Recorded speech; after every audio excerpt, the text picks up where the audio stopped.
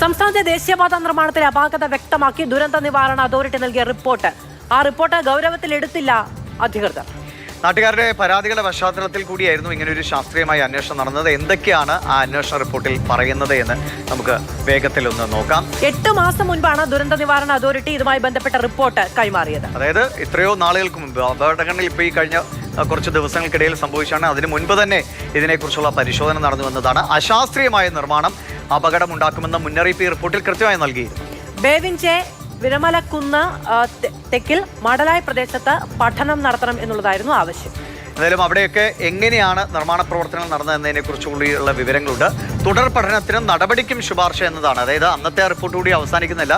എന്തെങ്കിലും പ്രശ്നങ്ങളുള്ള സ്ഥലത്തിൽ വീണ്ടും പരിശോധനകൾ വേണം, അതിനനുസരിച്ചുള്ള നടപടികൾ എടുക്കണമെന്ന് കൂടി 8 മാസം മുമ്പുള്ള റിപ്പോർട്ടിൽ പറയുന്നുണ്ട്. കുന്നിടിച്ചത് അശാസ്ത്രീയമായിട്ടാണ് എന്നുള്ളത് ഈ റിപ്പോർട്ടിൽ പറയുന്നുണ്ട്.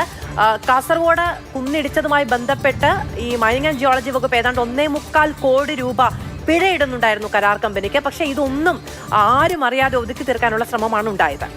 ഒപ്പം തന്നെ ഈ വശങ്ങളിലെ ചെരിവുകൾ അപകടകരമായ രീതിയിലാണ് എന്ന് പലയിടത്തും. ഇപ്പോൾ നേരത്തെ നമ്മൾ പറഞ്ഞ നെയിലിംഗ് ടെക്നോളജിയൊക്കെ പ്രാവർത്തികമാക്കുന്നത് അതിൻ്റെ ചെരിവൊക്കെ കൃത്യമായി ഉറപ്പുവരുത്തിയിട്ട് വേണം. അതൊന്നും പലയിടത്തും നടത്തിയിട്ടില്ല എന്ന് ഈ അന്വേഷണ റിപ്പോർട്ടിൽ പറയുന്നുണ്ട്.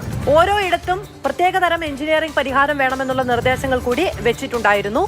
സംരക്ഷണ ഭിത്തിയില്ലാതെ 6 മീറ്ററോളം കുത്തനെ വെട്ടിയിട്ടാണ് പലയിടങ്ങളിലും. അതാണ് ഈ ഏറ്റവും അധികം ആ പ്രകൃതിയെ വിശ്വാസത്തിലെടുത്തുകൊണ്ട് ആ പ്രകൃതിയെ ആശ്രയിച്ചുകൊണ്ടുള്ള നിർമ്മാണ രീതി മാത്രമേ ഇനി നടക്കുകയുള്ളൂ എന്നുള്ളത് ഏറ്റവും പ്രധാനമാണ്. അതിനെ ലംഘിച്ചുകൊണ്ടുള്ള വെല്ലുവിളിച്ചുകൊണ്ടുള്ള നിർമ്മാണ രീതി ദുരന്തം മാത്രമേ ക്ഷണിച്ചു വരുത്തുകയുള്ളൂ. ഇതേപോലെ കുത്തനെ മണ്ണെടുത്ത സ്ഥലത്തും അല്ലെങ്കിൽ വേണ്ട വിധത്തിൽ മുൻകരുതൽ എടുക്കാതെ മണ്ണെടുത്ത സ്ഥലത്തൊക്കെയുള്ള പാറ, അവിടെ പൊട്ടിയ പാറകൾ ഉണ്ടാകും, അവിടുത്തെ ജലസാന്നിധ്യം ഉണ്ടാകും, വെള്ളം ഇറങ്ങാനുള്ള ചാലുകളൊക്കെ ഉണ്ടാകും. ഇതൊക്കെ വലിയ അപകടകരമായ സാധ്യതയിലേക്ക് പോകും. മണ്ണിടിച്ചിലിനും ഗതാഗത തടസ്സത്തിലേക്കും അപകടങ്ങളിലേക്കും കൊണ്ടുപോകും. ചെങ്കുത്തായ ചെരിവും ഒപ്പം ഉറപ്പില്ലാത്ത മണ്ണും എല്ലാം അപകടകരമാണ് എന്നുള്ള മുന്നറിയിപ്പുകളൊക്കെ ലഭിച്ചിരുന്നു. സംസ്ഥാന ദുരന്ത നിവാരണ സമിതി തന്നെ മുന്നറിയിപ്പ് നൽകിയിട്ടും എന്തുകൊണ്ട് തിരുത്തൽ നടപടി ഇല്ലാതെ പോയി, അല്ലെങ്കിൽ എന്ത് തിരുത്തൽ നടപടി എടുത്തു തുടങ്ങിയ കാര്യങ്ങൾ വിശദമാക്കേണ്ടതുണ്ട് ജനത്തോട്. കാരണം ദുരിതം പേറുന്നത് അവരാണ്.